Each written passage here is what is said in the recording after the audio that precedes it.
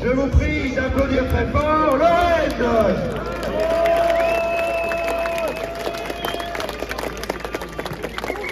Bonjour à tous. Je suis engagée cette année dans la préparation de l'agrégation d'histoire. Alors bien sûr, nous avons des cours. J'ouvre donc un manuel officiel traitant d'un sujet au programme, le territoire et le peuple de France. Et à la fin de l'introduction générale de ce manuel de géographie, apparaît une citation. Et à la lecture de son auteur, je tombe des nues. Car il s'agit d'une citation tirée du livre de Klaus Schwab. Je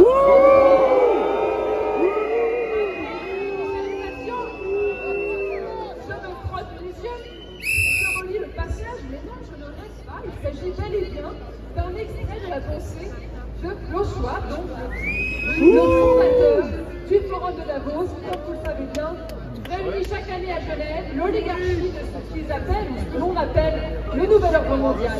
Soros, Gates, enfin les milliardaires et les grands décideurs politiques de ce monde.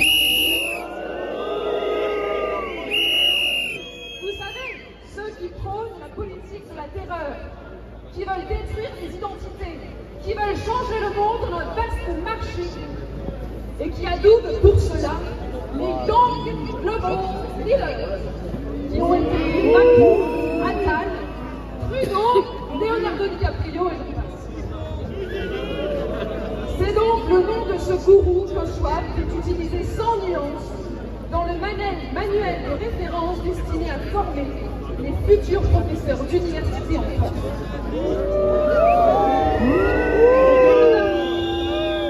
Il va falloir produire, consommer, retraiter, je ne sais pas ce que ça veut dire, mais enfin retraiter. Autrement, dit ce manuel, j'espère que vous avez tous compris.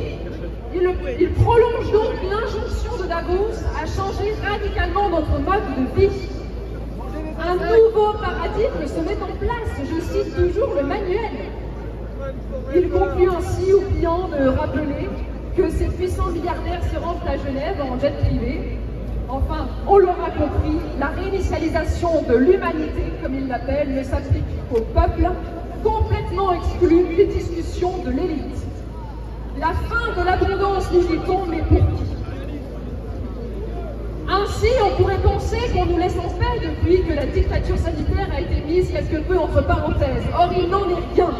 N'oublions pas que la propagande continue, que le lavage des cerveaux marche à plein temps à la télé, à la radio, dans les journaux, mais aussi dans les salles de classe. Pendant que le niveau général baisse, dramatiquement, la nouvelle génération apprend par cœur le bien fondé du meilleur du monde de Davos.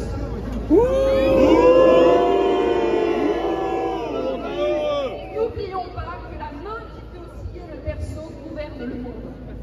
Et j'en terminerai par là, plus incroyable encore, dans le chapitre nommé Réinitialisation individuelle, duquel était tirée la citation du manuel, du grec Ixelles, sont posés le constat et la question suivante, je cite.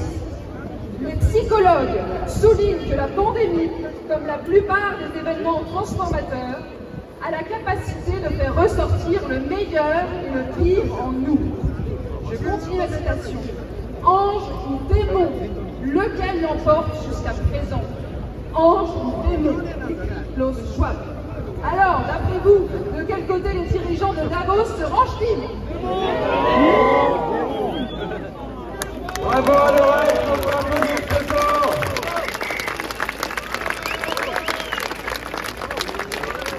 Suivre son média, également présent sur les réseaux sociaux, l'Aube française.